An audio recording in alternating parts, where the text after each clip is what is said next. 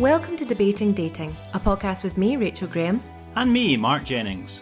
We're two single friends, and every episode we'll be discussing our differing perspectives on an aspect of modern dating. We'll be sharing our honest insights and experiences as platonic pals who are not afraid to give each other the unvarnished truth. Or laugh at each other's bullshit. So this week we're going to be talking about first crushes.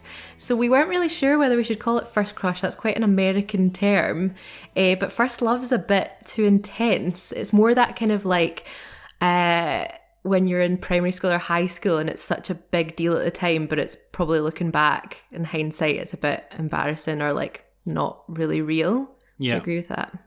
Yeah, it's like, I mean, that's we would call it fancying here, wouldn't we? Like, it's not really, you don't say my crush or something. That's such an Americanized thing, like all Twitter sort of romance language that we all use these days. But I think that, yeah, like fancying someone was the big, like, I suppose you fancy people your entire life, but like you don't use that term as an adult really, but fancying someone when you were young and you were growing up was like the biggest deal in the world. Who do you fancy? Oh, I really fancy this person. That was it.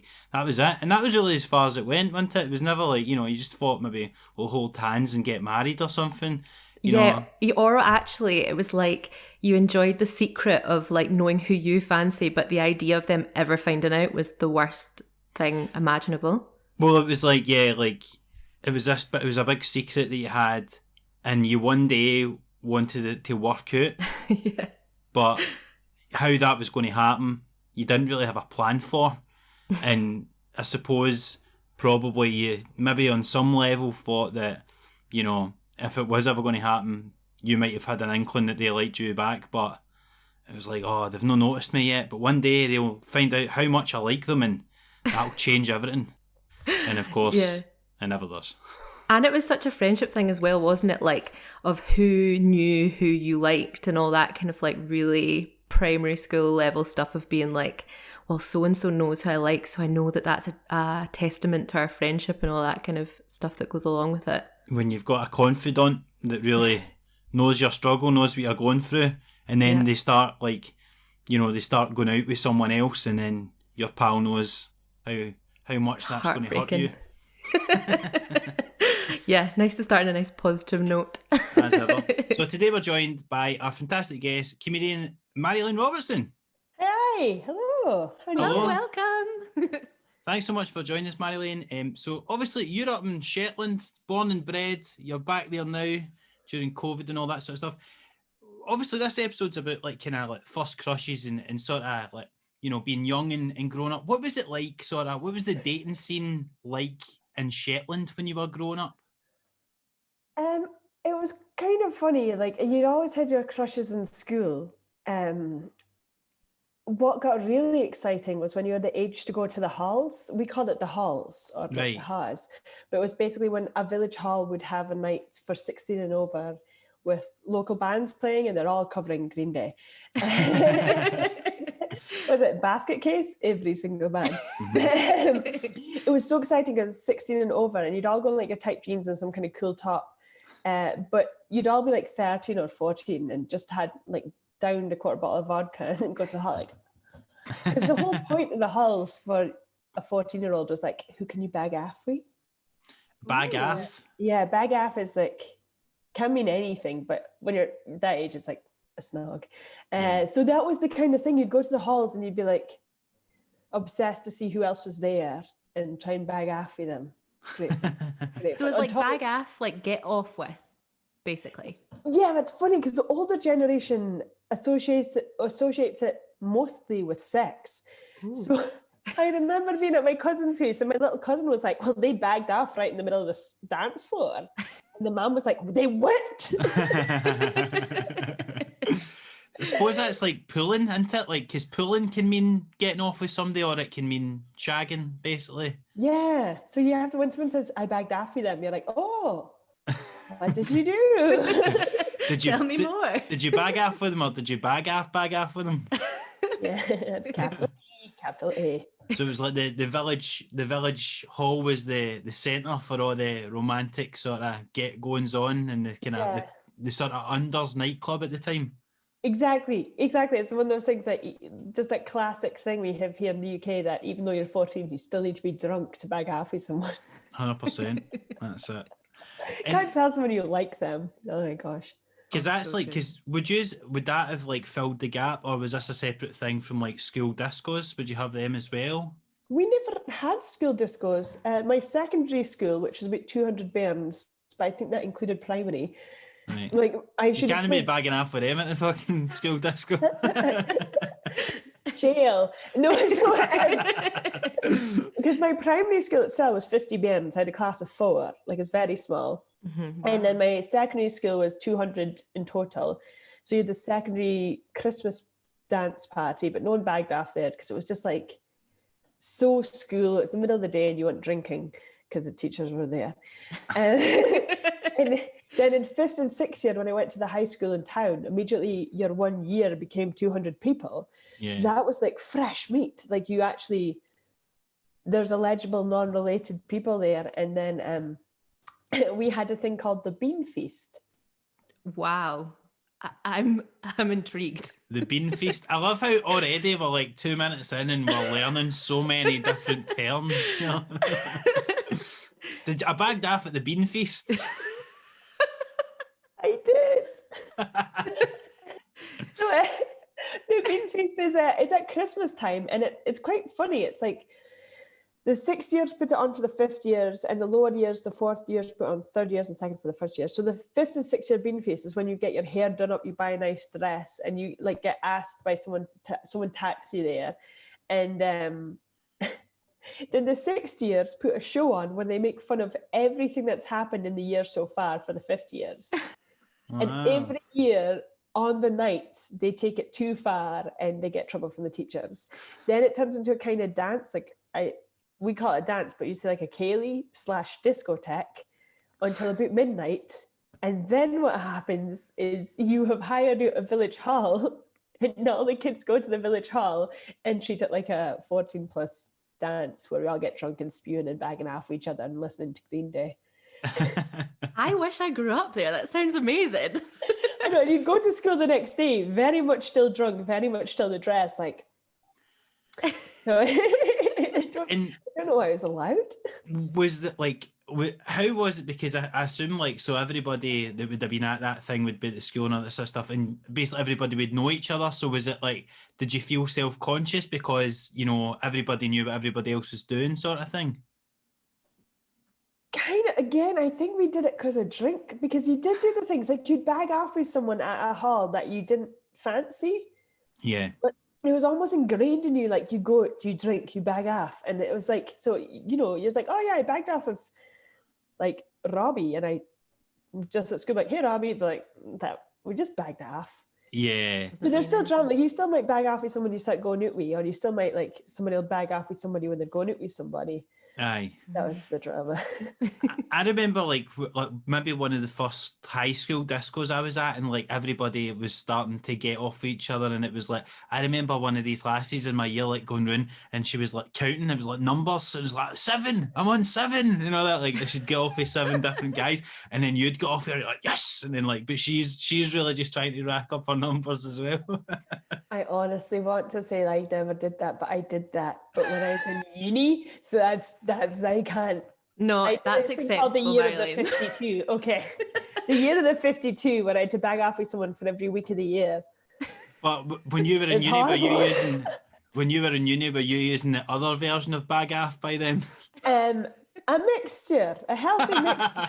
It was kisses. It was 52 kisses. That's nice. What was your school like for school discos and all that, Rachel? We had a senior dance, and I was a little like, I was very into the music department and into the school shows, and basically like I used to do like musical theatre for 10 hours a week. Like every week I did do like 10 hours after school of like musical theatre. Oh, wow. So I was like very much like, I loved all the usual things, but I remember both senior dances, I had a panto the next day or something, like basically I couldn't get to steaming and I was gutted.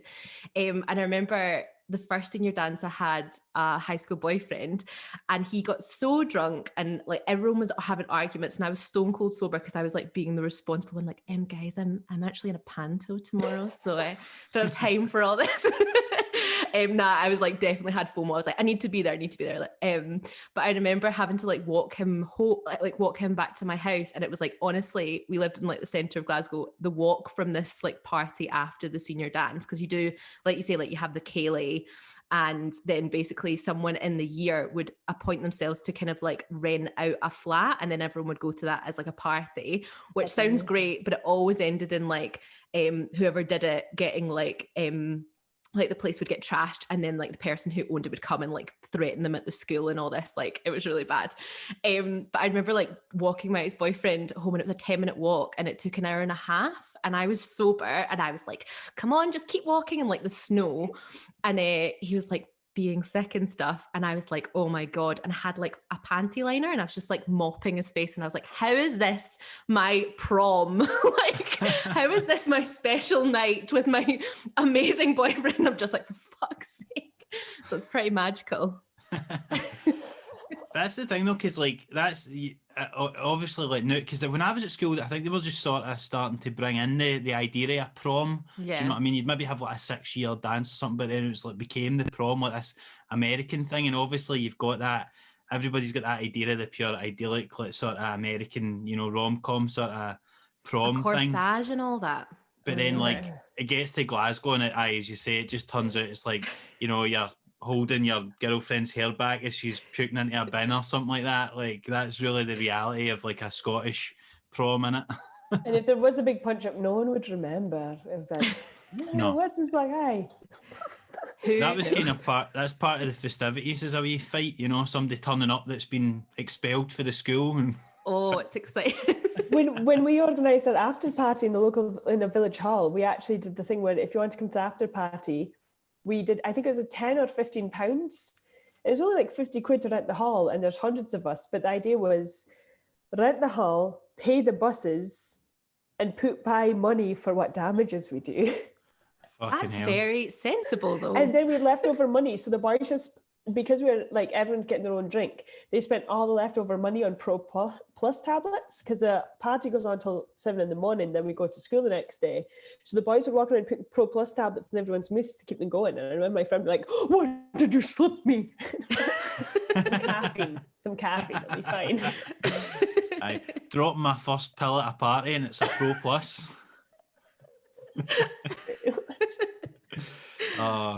So I think what we'll do is we'll have a listen to the first submission that we've got this week, which is about more, I think, like sort of primary school type of era here. And this was about somebody's kind of somebody that they fancied in their primary school and kind of what happened with that. So I'll just get that up now. So when I was in P7, I was in love with this boy, and like I'd made him a Valentine's card with like a love heart made out of feathers and all that, and he just like basically sat on it and just pretended it didn't exist. One lunchtime we decided to play truth or dare with everybody in my class in the cloakroom, and I decided I was going to eat Worcester sauce crinkles, if anybody remembers them. Not really thinking I was ever going to get involved, and the next thing it came to me and I said dare, because you know, why not? And they dared me to kiss my crush mid-crunch. God, was I not ready emotionally as a child, and also because of the crisp saga. So he got a peck and he just stared at me after that, and he probably thought, oh my God, I'm going to be sick. You know, his lips were covered in Worcester sauce crinkles. So from that moment on, obviously, I never ate a single crisp after that if I was ever going to consider mouth-to-mouth resuscitation. So yeah, that was tragic. Just like my little adolescent love life. Tragedy. Tragic. That is such a shame as well. Like, of all the crisps, it's probably the most rank one. Is that the kind of meaty ones? Yeah. Oh no. Hell is other people's crisp mouths, isn't it? It's so rank when it's fine when you're eating it yourself, but when it's someone else, you're like, oh, for fuck's sake. Aye, nothing more disgusting. I think, like, it's interesting because, like, That's Truth or Dare was such a pure, like, that was just a setup for you to embarrass yourself, basically, wasn't it? Yeah, or get the opportunity to have that thing of when you fancy someone, of being like, well, I can't, I mean, it's truth or dare and I have to do it, you know? Yeah. Like saying who you liked or whatever. But I think it's funny, like when she was chatting about how she like gave him a card and he just like pretended to not see it and just sat on it. Well, to be fair, she did say the card had feathers on it. He might have just thought it was a cushion. You know what I mean? Some kind of bird instinct came back into his very being. He just wanted to nest. That was when she was telling the story and she said her friends dared her to kiss her crush. I was like, oh, you have good friends. Like, Right? My friends would have been like, I dare you to lick that other boy's shoe. I know. But then, so in a way though, she got exactly what she should have wanted. You know, she's always wanted this, but it's like, you know, stay ready so you don't have to get ready. You should always be waiting for your opportunity. And then she finally gets what she always wanted, and she's like midway through eating a crisp, like, oh fuck. I think the whole kissing thing, like I do remember being in like primary that it was like such a huge deal. But then if you think about it, we were like absolute children. Yeah. And it's so like creepy if someone's like, yeah, I broke it in like P6, you're like, you were 9. That is disgusting. I know. Even with what you were saying at the start, Marjolein, and like talk about school discos and all that, and like, see, because you've been to school discos and you'd like get off with people and you'd be like drinking all the time. You were like a hardened veteran and you were like 15. Yeah. Well, when was your guys' first kiss? Or have you talked about this in another podcast? No, we No. haven't. Do you know what I said earlier on? I said, well, I mean, my first kiss wasn't in primary school. And Mark went, I'm not surprised. How mean is that? But very accurate. Just because I knew that you were busy with the panel. I was so busy. Oh no, that was child labour. You had a job as a chimney sweep. No, it was more that I was just extremely teacher's pet, competitive in primary, and then I had to shake that reputation off in high school so I could get a kiss. So when was your first kiss, Rachel? When did you break your VL? Did you say that, Marjolein? Yeah, did you say VL? No, it's that virgin lips. Aye. Yes. I mean, because that's both ends, isn't it? Mwah, mwah. You think? I think it was specific. It was the lips that were virgins. Yeah, your little lips are virgins. They've never experienced. Do you know? It was so funny. Like when you think back to like secondary, people would be like, "Are you a VL?" So you have virgin lips, but you are also branded a VL if you've never kissed anyone. So it was like you were really desperately trying to shake off being a VL. You didn't have that. What did you just have a name? Did you just have a name for it, Marjolein? No, because I don't know if it was. Pardon me, that's a whiskey. I don't think we even had a name for it if you hadn't kissed anyone yet, because I don't know if it was because we were a pity school, so everyone from the like every background and every kind of interest and like state of growth as well. Like I suppose when you're in a large school, you get all the ones who are kind of a bit older hanging out together. So everyone kind of hung out together. So things like that weren't really pointed out. I think. Well, that's probably the healthy, nice way of it. It was probably horrific that we were all little children like, I need to not be a VL. Or the pressure, like, oh man, I need to break my VL before primary 7. Fuck. Okay, so, no, it's totally yeah. So when was yours then, Rachel? When did you break your VL? Okay, so I was the first of my friends to break it, but I am a year older than a lot of them, so it's not that impressive. So I was 14 and I remember being so ready, like, and just being like that. But it was kind of a similar thing. Like, even though I grew up in Glasgow, we all went to the same primary and then we all went to the same secondary. So even though, you know, it's a bigger place in terms of like density wise, it still felt small. So it did feel kind of like you knew everyone, you knew all the boys in your class. It was the West End bubble is what she's describing here, Marjolein. The West End bubble is what Rachel grew up in. Yeah, thanks, Mark. Just going to be hated by all the listeners now. Oh, they'll fucking know as soon as they hear that voice, Rachel. Let's be honest. Come on. I don't know what you're talking about. So I remember, so I've got cousins in England and Wales, and they both live in like little villages, or like, you know, like my English cousins live on a farm, my Welsh cousins live on a mountain, like very remote. Stereotypical. Yeah. Do your Irish cousins live on a potato field? Who did you know? Sorry. The Scottish cousins, but you are the Scottish cousin. I am the Scottish cousins. So I remember going down to Wales for my cousin's 18th when I was 14, and it was really cool. Like, it was like outside, and bear in mind I'm a little city gal, so like I'm like desperate to break my veil, but I haven't. And it was really cool. So it was like all like in a field, and there was loads of people that I didn't know, and it was that thing that you had of like being quite excited by all these new faces. And I was also kind of allowed to have like a drink, even though like my mum was there. But like, you know, when it's just you're like, oh, have one, and you're like, okay, and then you overdid it. So I ended up going and sitting by a little tree by myself at one point. I was obviously quite drunk, and this guy came up to me and just literally just like kissed me, like full on. What's it called again? Bag aff. Yeah, we bagged aff. Was my pronunciation right? We bagged aff. Bag aff. We bagged aff. Bag aff. So we did it, and then as soon as we'd kissed, so say we were kissing, and also there was like fireworks, so I was like buzzing. I was like, oh my god, this is like my romantic dreams are absolutely made. But as soon as we'd kissed for maybe like a minute or two, he then like stood up, left, and then went and sat with these girls who were all lesbians. Like, they were all a couple, like I think there was maybe like 3 couples or something, and they were all chatting. And this is like early 2000s. And he was going over, and then I kind of like followed him over, and he was just like so in awe, asking these girls all these questions about like their like love lives and all this kind of stuff. And I remember just sitting there like, I don't know what to do. I can't join in this conversation. But the biggest gutter of that was it felt quite perfect, because I was like so desperate to break my veil, or whatever you'd call it. And I went back to school, and I remember just being so excited to tell all my friends. And loads of them were like, so I'm like, yes, I went to Wales and I kissed a guy that none of you know, and it definitely happened. And no one fucking believed me.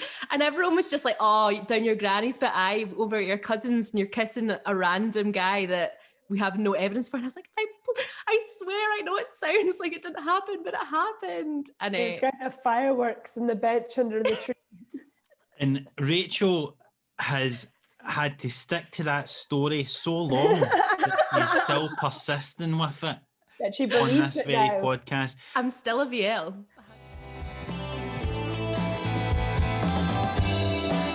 I had an attempted VL break. I could have broke my VL much earlier than I actually did, right?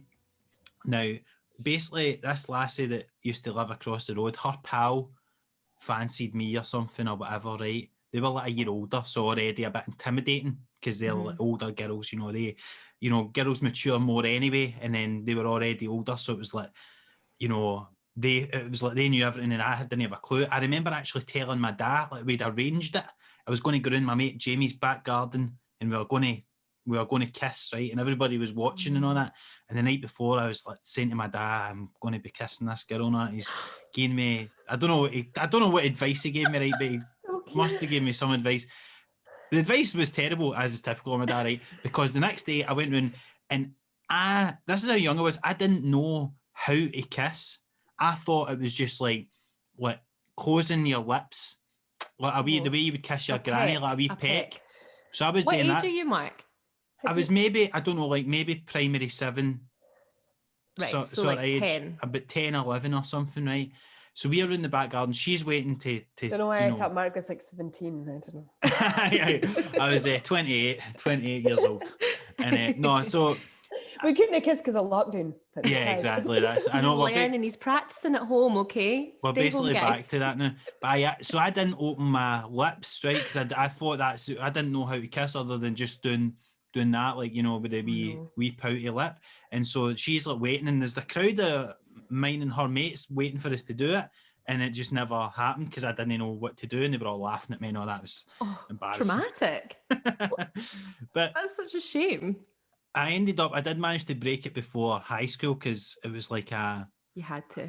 another pal of mine's, like my mum's pal's daughter had a party and we were all there, and like again, an older lassie, one of them, they wanted to get off of me and we went up to one of the bedrooms and we like kissed on the bed, and then that was it. And I was like, I broke my VL, yes, done it before high school, and then I could chill, you know, come into high school, didn't need to worry about my head getting flushed in the toilet for being a VL. It's like it's like all those American films but it's that you need to have sex before you go to college. Like it is that thing. It's almost like You need to break your VL before you go to high school. Yeah. You know. What about you, Marilyn? When was yours? Well, my first proper bag off. I always used to fancy boys, and I had a friend who's really, really bony. And whenever I was like, I fancy this person, she's like, so do I. And then she'd always be going out with him in like a week. Oh no. And I was just always like, oh, okay. And I mind she had this boyfriend. And I mind she had this boyfriend, and his name was Duncan. But I'd fancied him too. But then I can't remember why they split up, but they went out for maybe like 2 weeks. So it was a big deal. Yep. I think Long-term relationship. I think I was 14 and she was 13.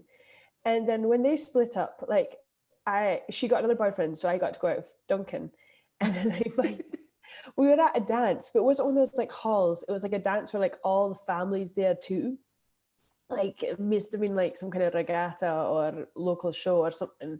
Mm-hmm. But I remember we're all in the village hall and there's like a band playing covers of like Love Shack and Brown Eyed Girl, and we're like, this is so cool. And it's like, it's not just a Boston two-step, guys.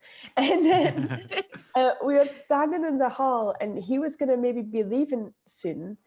And I was like, oh, I don't want you to leave yet. And he's like, well, how about, and then I was shivering because we were standing in the hall and it was like cool to just wear like a vest top and jeans. And he's like, do you want to go outside and warm up? And I was like, this is it. So he went in the side of the hall and stood by the lights of the toilets. And he just stuck his tongue to my throat. And I was like, Oh. why is this the thing you do? But I was like, cool, I'm doing it. But every now and then we'd have to stop and be like, Oh, wiping your mouth. and we bagged off for quite a while, and then we finished because he had to go home because he was staying with these two lasses Oh. who are cousins, and he's like, oh, I'm just staying with them tonight. And I was like, okay, bye. And then on Mondays at school, everyone was like, he bagged off with both of them. So Oh I my went God. to the physics classroom and asked if he could come out and speak to me, and the physics teacher just let me in the classroom, and he came out to the corridor. And I just kicked him in the balls so hard he fell over, and I walked away.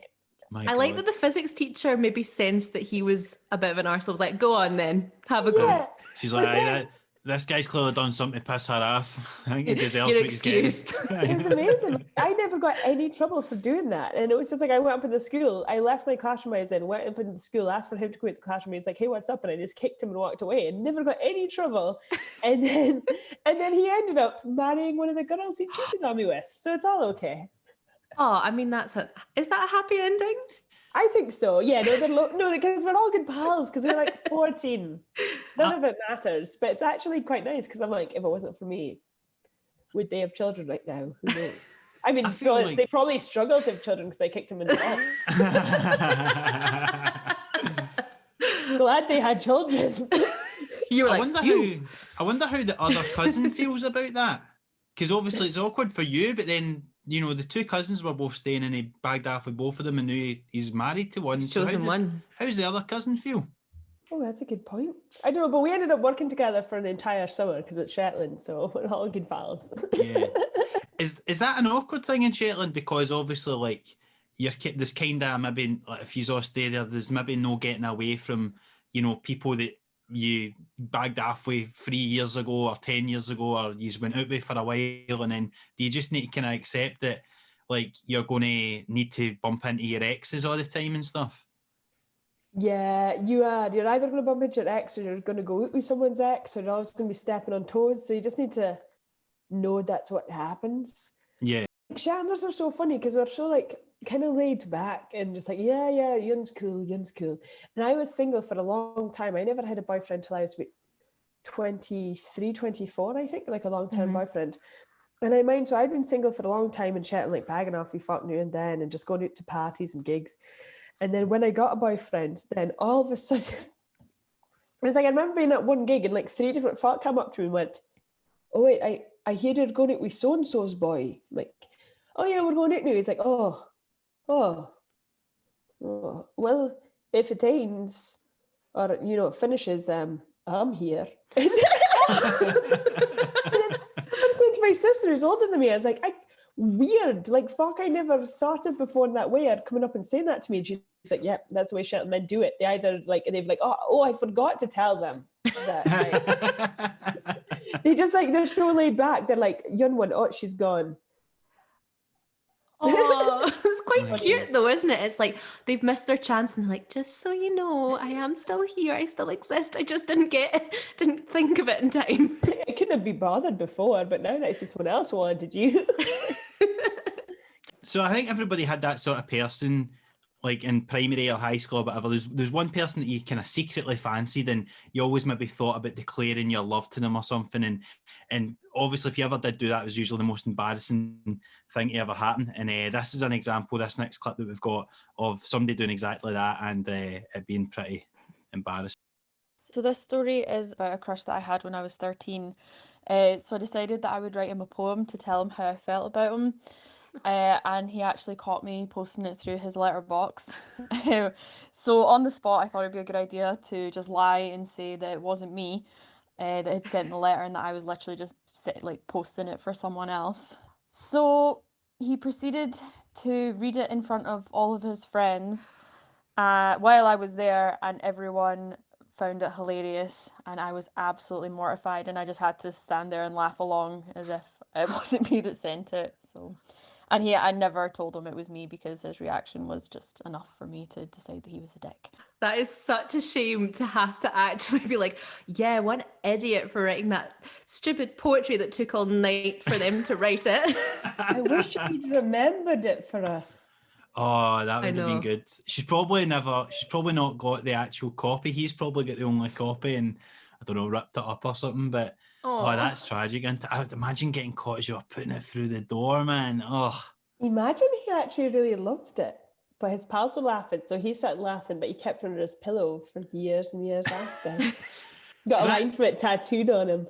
That's such the sad thing about like the sort of pressures on, like, see if two people liked each other at that age, it was like, even if they both actually liked each other, and like, so if the girl's pal tells the boy, oh, she fancies you, whatever, and it's in front of his mates, he's got to act like, oh my god, why do you even care, and all that. And it's like this sort of bravado on both sides of like, nobody's wanting to put themselves in a vulnerable position, and then it's just so sad. And then it's like they both actually want to be together, but it's like, I'm gonna say it's that toxic masculinity of just being like, I can't look like I have any feelings of any kind. Like, absolutely.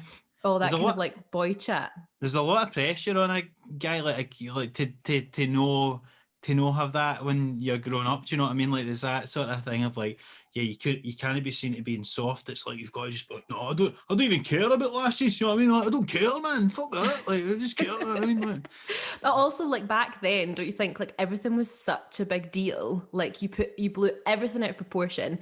You basically, I think you just chose a boy in your class. Like, you didn't probably even fancy them. You just were like, right, this is my person, and now I've decided that I fancy them. Like, I definitely, it's embarrassing. My mum used to like find little tiny notes that I'd just have written, like, I love so-and-so, and I would just write a tiny note and like put it in. I used to just write that down and like put it places, because you were like, I have decided, and that is like part of the like little secret thing that I'm going to put in my diary, even if it's not actually even real. Yeah. I remember I used to say a prayer at night, and part of the prayer was me asking God,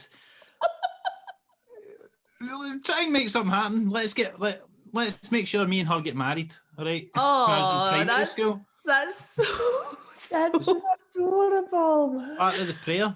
Be careful what you pray for.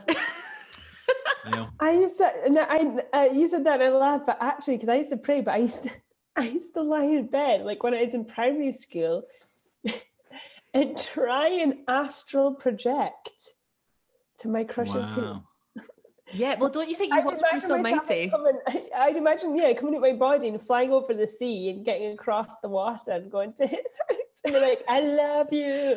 But it's just like, he would, and like in the morning, be like, hey, do you have any crazy dreams last night? And he'd be like, yeah, about football. I'm like, it's not working yet. That's funny. That's like that. Have you ever heard that thing that Noel Edmonds does, apparently, cosmic ordering?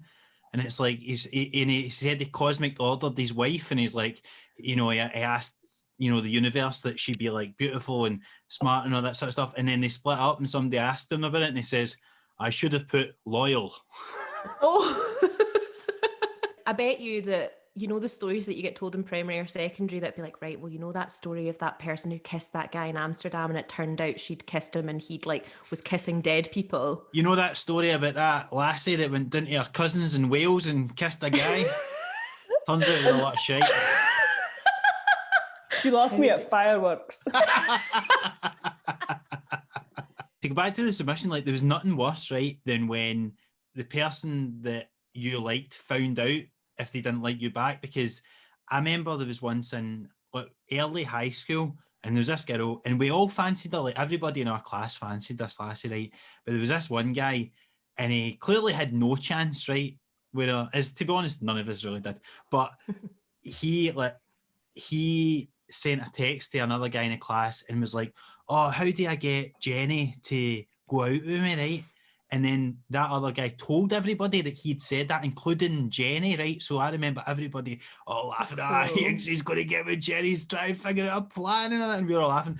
But I think secretly we were also like, oh, I could have sent that. I'm glad that I've kept this to myself, that I want Jenny, and I'm glad she doesn't know that I'm trying to figure out some plan to get with her. Because actually, I think a lot of the time you don't want the person to ever find out. Like you'd be too scared if they found out you liked them, because like imagine they liked you back and then you're like, but I don't actually really know what happens from there, because the fancying was all that you were concerned with at that point. I feel like it's the opposite. I feel like, because you obviously would want them to like you back, but it's like if you're not sure whether they would or not, if you keep it a secret, there's still always a possibility that one day true. they'll find out and you'll be together. But if you say it and then it doesn't go, then the dream's over. Yeah, that's true. That was my first kiss, like months before we actually went out. We were on the ferry coming up from South on the same trip, and we were all hanging out with some other kids, and then we played Truth or Dare, who'd you fancy? And he was right there, and I didn't say him. And when we were going out, he told me that he fancied me then, but you said I didn't say his name. And I was like, we could have been together for months before he cheated on me. That is the absolute dream. It's like that sweet, sweet hindsight where you're like, oh God, you fancied me back then because I fancied you then too. And I never learned anything, because the year of the 52 at uni, which I probably shouldn't talk about in this podcast, I was just head over heels for the spot at uni. But he was like, well, I'm not going out with her because like she only kissed me because she's doing that 52 thing. Kiss him. It's like on the big ploy to like get to kiss him. Like, so was that a legit like sort of thing you wanted to do? 52, like you do a get off with a person a week for a year? Was that like an actual goal? Started because for Secret Santa I got like a calendar of hunky men, and there's a man every month, and I was like, great. And then I put it on my wall, and I think we were like 5 weeks into the year, and I was like, I bagged off 5 people. It's like one a week, and everyone's like, keep doing it. And then it just became a thing. It just became such a thing. And I got glandular fever that summer, which really put the brakes on. But then I was in Shetland, so the brakes were on anyway. And then when you're over 18 in Shetland, you've been with everybody. You were phoning up those guys that came up to you and you were now your first boyfriend going, do you still fancy giving it a go? Oh, I was going to say something, but this might be wildly off topic. But Mark, you know what you said about going to the street? Yeah. Getting off. We did that in Toon. So when the halls were all cancelled and we'd go to Toon to a house party, you'd all go to the Cross, and the Cross is the market cross in town.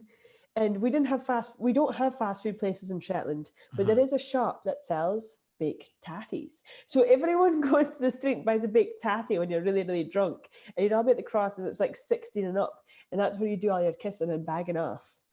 So you'd like chat to people all night like your pals, and then as soon as you get to the Cross, you're like, oh, now we can bag off. We're at the Cross, and you slip up and kiss, and then they have a pee, and then you kiss a bit more. I suppose it's like the American films are like under the bleachers, and you're like, it's the Cross, and now we're allowed to kiss. Yeah, it's like 2 a.m. We're suitably drunk. We can deny we like each other on Monday. So Absolutely. true. And so that was like the real life thing of it, in the set, obviously in school and stuff like that. Now, when I was young, this was just kind of coming into fruition. This was of people of around my age, and I think all of our ages probably had this similar experience where you would, the people you fancied, you would suddenly get an opportunity to speak to them online through MSN Messenger. Was the big thing. Now, for the younger listeners, the Gen Zers out there, the Zoomers or whatever they call them, they might not know what MSN Messenger is. It was basically a sort of primitive form of social media, a more innocent time, where you had a Hotmail address, and you would go back and you'd have your contacts. It was all your pals from school or whatever, and you could, you would spend all day with the person that you fancied. You'd be in class with them. You'd never speak a word to them. You'd go home and then you start talking to them MSN. That was the magic of it. Yeah, and also, did you not think that you had people from your school, but you'd also like get contacts from other schools? And it was like you'd exchange, like with your female friends, someone would get like a boy from another school, and then you'd all get his thing, and you're like, oh my God, fresh meat. Yeah. Exotic. We were always trying to get our way into the school in Toon because we were in the countryside. It's like, oh, get someone from the Anderson High School. Broken in. And people did have sort of like, because we did ask for submissions about this as well, and it's like people had some stuff about like obviously sort of tactics. I think a common one was you would appear offline and then online again, and you would do that like so many times dead fast, and you would keep coming up at the side so that the person that you're trying to get the attention of would notice you. Because it was a notification that said like so-and-so, like Rach Graham is online, Graham is online, and it would pop up and it would go all the way up your screen. And I feel like everyone did that. Do you not know this, Marjolein, or did you do it? I was more sly. So what I would do is I'd run home, and I was like, I used to get a car home from school because I lived in the middle of nowhere. Mm-hmm. So I get home before the bus with my crush was on the bus, and my other crush would get home a bit later because his mum, he'd go home with his mum because she was one of the cooks. And I used to go home, but I used to appear offline. Yeah. Aye. Until they came, and then I just like once be like, oh hi, I've just come online. Yeah, it's such a baller move. And they just go, hi. And in Shetland, you'd speak a really broad dialect on Messenger. So even if it's cool, like, hey, how are you? On MSN Messenger, you'd say, hi, foos do. And you say, I'm our whale. And you just speak really broad Shetland. Remember when people used to just like only type in consonants? Yeah. Or people was PPL. PPL. There's a lot of maybe cool. That was the first time that I came across cool. KL, LOL. BRB, LOL, Roffle. BRB. All those came up. I think like as well, like the thing with MSN, like because you could, that was the first time as well. I think you could sort of be in a like, you could be like, obviously there's like Facebook official. Like the first version of that was you were in somebody's name on MSN, so it was like Marc Jennings loves so and so. And then I suppose that was the trajectory. It was like you were in somebody's name in MSN, and then you're somebody's other half on Bebo, and then you were somebody's in a relationship on Facebook. And if you've done all three, that means that you've, that's like a real high school sweetheart. You've been there since day one. If you've lasted that long with somebody, went through all the incarnations of the websites.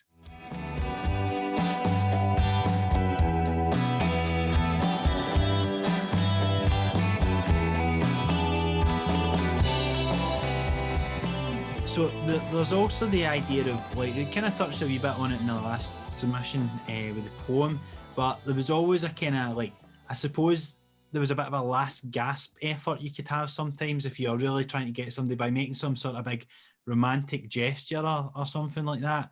And I think this next clip is a kind of example of that, when you're really trying to win them round doing something. So, and here's a wee example of when I think it did not work. My cringiest first crush story is that in one of my first years in high school, I managed to get a boy that I liked for ages to like me back, and we started going out.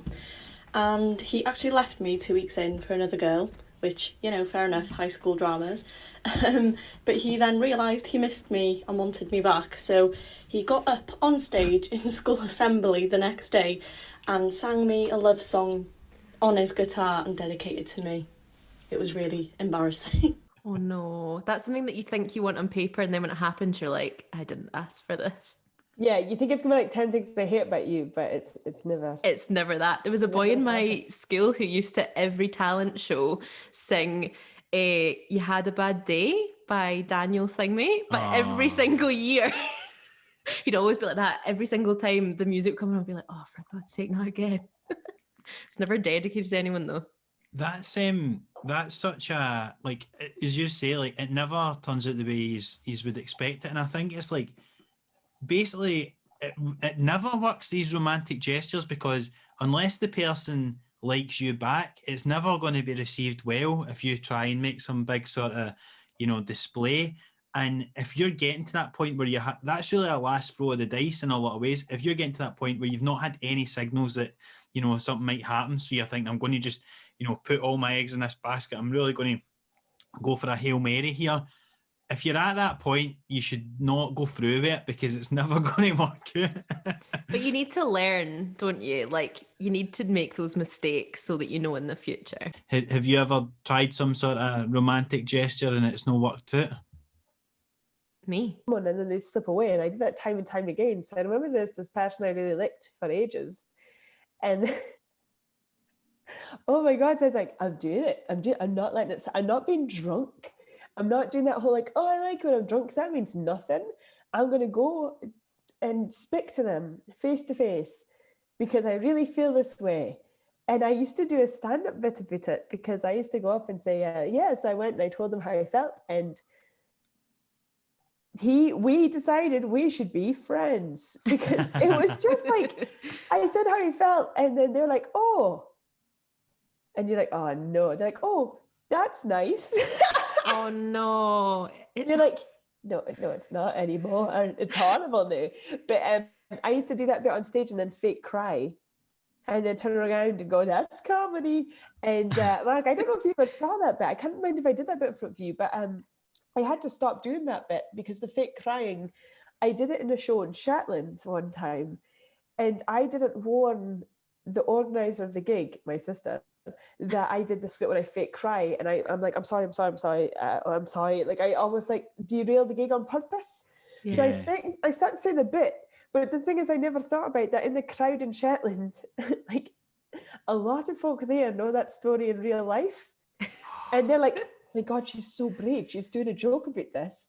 And then when I started to fake cry and turn around, my sister was like, oh my God. My sister at the time was like, I can't remember how many months pregnant she was, but she was like climbing up the bleachers to the sound desk to be like, turn it off. And she's trying to get a mic off them. So she'd be like, well done, break time. And then I turned around and went, that's comedy. And the lights came back up. I saw like halfway at the bleachers with her pregnant belly, like, oh my God. And you're like, no, I never got to the punchline. Fuck. Oh, I know. I was like, but it's funny, because I used to joke about being single that much that my friends started setting me up on blind dates, because they thought I was genuinely upset about being single. You were like, it is comedy. Like, yeah, I know. It's like, this is where the gold comes from, my pain. But yeah. So that's the one time I think I've ever soberly been like, I like you, and it slapped me in the face. So yeah, you have to kind of like, I think if you feel the need to do it, it means that there's not been the kind of little hinty moments that have confirmed it. So you feel like you need to do that big step. And I've had that where I think maybe it was like 15 or 16 and was like at my friend's birthday party, and we were drinking, and I phoned up a boy in my year who I really fancied. Was very much MSN, like we would chat all the time on MSN until like past 2 a.m. I was like, but I don't know if he likes me back. Spoiler, he didn't like me back. And I I phoned him, and I was like, right, I've had some drinks, so this is the perfect time for me to phone him and just tell him. So I phoned him up. Bear in mind, I think this was slightly during the day, like it wasn't even cool enough that it was evening, like it was maybe 4 or 5 o'clock. And I phoned him up, and I was obviously quite drunk, and he would have been sober because it was the daytime and we were like 15.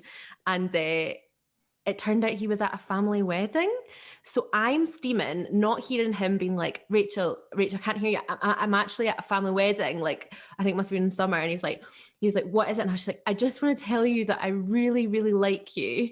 And then he was like, Rachel, I can't talk now. I'm at a wedding. Like, let's talk another time about this. This is not good. And I just like remember just hanging up the phone, like going through to my friend's bedroom and just crying in front of like a party of people being like, he doesn't like me back. And then I had to go back to school and go back to like MSN conversations and just completely pretend that never ever happened. Such a cool move. That's what I would. Also, so tragic. Like I could have just been like, "Oh yeah, yeah, only kidding," but I was like, "No, I'm going to cry in front of everyone, so everyone finds out." Do you know it's weird? I actually the opposite of I've literally never told anybody this ever, right? That I'd done this, but so this last year that we all fancied in high school, right? I left. Jenny. Yeah. It's not a real name, right? But like, but so. I left school at the end of 5th year, right? And I was leaving school, and I don't know what, I think this comes from like watching loads of sitcoms, and I was like trying to make a season finale for myself. I think, like, and it was again classic the girl. It's like we probably never really spoke that much in school, but we'd speak on MSN and that. In my head, I'm like, oh, all right, we're going to be together and all that. So I'd like had my last exam on, say it was a Wednesday or something, right? And obviously she wasn't in that class of mine, so I'd never seen her.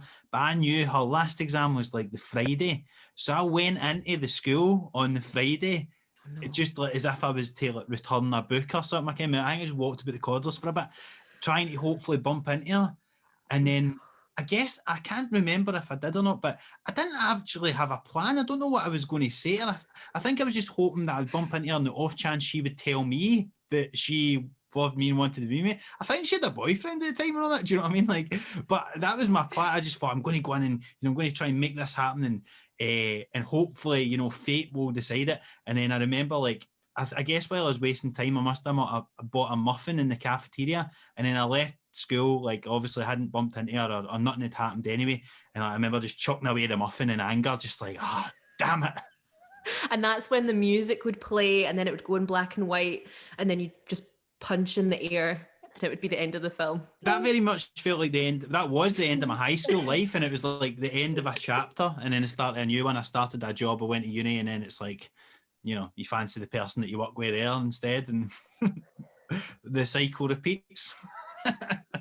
I like as well that there was absolutely no plan. Like you were just like, well, of course, because I used to always pure imagine, like, the whole term of like, if you'd watch a film and like there'd be like the geeky, I mean, I wasn't the geeky girl, but like say you had lots of bags or whatever, and you're struggling with the weight of the bags. I'd always think, oh, this would be the moment that I would drop all my bags, everything would fall out of my bag, and then a really handsome exchange student would come and like help me pick them up.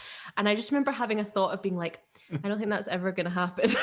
You didn't go to Bayside. You weren't like having people picking up your books for you. Hey, I'll carry that, Rachel. Hey, you go to gym class? Mr. Balding's the right asshole.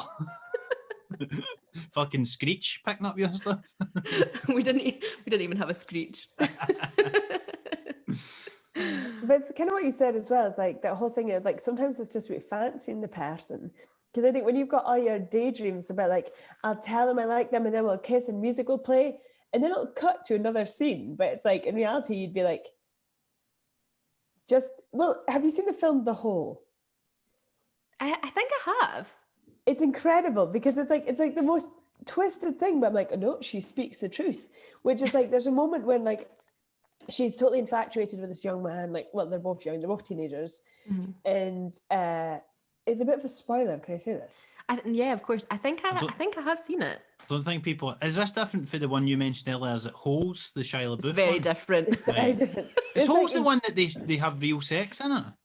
Holes is like a children's Disney film where they have to like dig holes. Right, no. I think you might be talking about Hole then, actually. Hole is when like a bunch of teenagers go into an underground bunker for a party, but then they get stuck in it. So they're stuck trying to survive in this bunker for a few days, and everything's getting really tense, and Keira Knightley dies.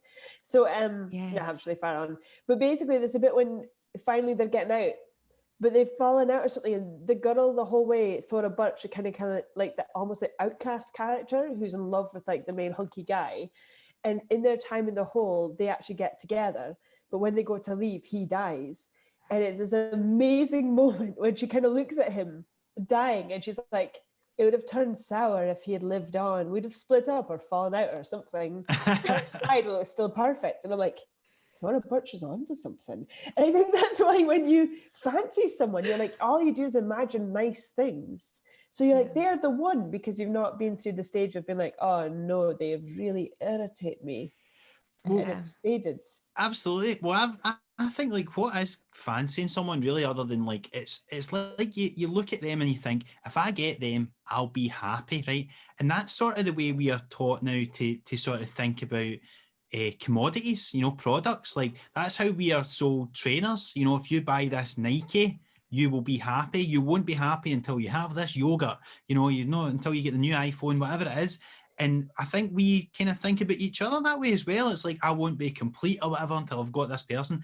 And then if you ever do get that, like when you buy a pair of trainers and then, you don't care about them anymore, it's like you get the person and then it's like, you get the reality of the person rather than the advertising of them, the advert you've played in your head of what it's going to be like when you get with this person. The reality then it's like, is there just another person? And you're like, oh no, this person, like the trainers and all that, it's not going to fill the void inside of me or whatever. And then you realise, oh, I need to look for my happiness elsewhere. But, when you're 14, that's quite a lot to try and understand. Like, no, actually, all of my problems will be solved. End of scene. I do sort of think there's one or two people I do still think, I'm like, see if I did get with them, I'd have probably been a lot happier. I still sort of go, I do wonder, I probably would have been, things would have worked out a lot better. It's like when you want to believe in something, you're like, no, I do believe this. But then secretly you're like, oh, but it would be great. That's why when you talk about grand gestures as well, then I was always like, oh man, if I had made a grand gesture and they were like reciprocated it, I'd already made a list in my head of like, if I said to someone, I like you, and they were like, I like you too, I'd be like, cool.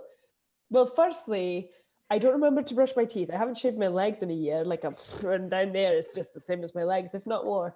And all this, and like just a list of all the stuff that's wrong with me, because I was just like, oh man, because obviously, you portray this front, and if they're thinking about you the way you think about them, I'd be like, I might as well tell you all my faults up front, because I don't embark on something that's going to just break down into bits when you're like, where are your legs? It's just hair. So I was thinking the grand gesture would also include a list of my faults, so we just know straight away if it's going to work or not. But that's so sad as well, because I bet you I bet you that your faults are not like nothing, but we put in our head that that's like, but that'll put them off. So we need to just make sure that they know, when I'm sure like if they liked you, they would be probably quite fine with all these things that you think are bad. Yeah, and I've been in so many relationships where stuff like that doesn't matter. But I think when you're imagining love in a Hollywood-esque sense, then you have to imagine yourself like the girl who's been through the makeover, who's cool and fun and pretty on a certain level. So then you're like, oh, if I'm imagining this like mad romantic relationship, I have to be that image. But I'm not, I'm a real person. Yeah, and you also like, we were so fed with all these things of like, if you think about your life paralleling one of these films, it's like, okay, well, I haven't had the makeover yet. So the makeover montage hasn't happened. So maybe this isn't the right order. And then you also think like, well, obviously we need the like prom where you like walk down the steps and they're at the bottom of the steps. And then I think like you have that realization. I think especially in Scotland, I think like Scotland, I love Scotland obviously, but like there's moments where you're like, oh, this is a bit shit. Like this version of like senior dance prom, and you're like, this is not the same at all, and I'm not getting all these little moments. I think that thing comes from insecurity a wee bit, that you feel when you really like somebody that much, that you're like, oh, they're so amazing, and I would never be worthy of them. And that's why, like, because it's then you meet them and you're talking to them, and as you say, Rachel, it's like you've not had the sort of makeover yet. It's like, but really you're thinking like, oh, I'm not my ideal self, maybe if I got, I worked out and, I became successful and all that, and your ideal self, then I would get them, I'd become rich and famous and successful and all that. And then they'll be with me, and then it's like, you speak to them, you're like, but I'm not all these things yet. And like, you project all your insecurities out, and you're like I remember I've been with people before, and I'm like, maybe if I'm like, been eating badly or something, and then I bump into somebody that I like, and I'm like, oh God, I can like feel, I'm like, oh, I shouldn't have had that burger. I can feel like that. Maybe I'd be more attractive to them if I'd been a bit more on top of my shit these last couple of weeks. Do you know what I mean? And I think like that really comes out when you meet somebody that you like that much, that, it sort of amplifies all the insecurities that you have about yourself. And you need to factor in as well that most of these first crushes are happening during either primary school or secondary school. And there's that element of like group mentality, like groups of like people that like, if you were to do it, what other people would think and what other people would say and all this kind of stuff. So if you're going to do a big grand gesture, you need to be kind of prepared that the entire school, this will travel around and everyone will find out. And that is such a big thing to do when your emotions are so high and your hormones are flying around the place and everything. Absolutely. I don't do it at the school assembly. Don't decide to do an impromptu rap telling somebody how much you love them. A rap. Then it's nice because when you find someone who you actually get on with and you're fine, then it's like nothing matters. Like they could have eaten 12 burgers in one sitting and been sick on themselves, and you'd be like, well, that's annoying because I'll have to clean that if you can't physically do it. But it doesn't make you be like, yuck, that's the end. And I think again, it's like, oh, it's so easy when it happens, you laugh at yourself. For example, I don't know what she says. My friend, well, not say who, it could be anyone. My friend had a bairn, and she was like, she didn't say this, maybe don't take this side, but she was like, Marjolein, before I had a child, and I was like, keep everything nice down there, and like, oh, we might have sex tonight, make it nice. And she's like, and now I've had a child, I'm like, I don't care, I don't even know, is it even still there? Is it just, what is it down there? I don't know, I've never been. But he was so happy to have sex, and that's when I realized it never mattered. That is a really great realization. I think that needs to be aired for all of us young women, being like, it doesn't matter. Like, it never mattered. It's like, yes, sex. Like, why did I be like, oh, can I trim that bit? And what is a better representation of the reality of real love than that? Like, you can have the fantasy about the walking into the sunset together, but really, it's if you can get there and you can still be happy. That's what we're all looking for, isn't it? That's a true fairy tale.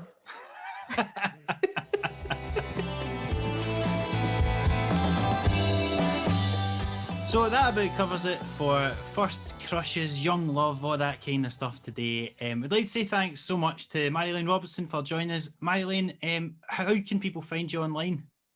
On Twitter, at Marilyn R, because I forgot to write the rest of my surname.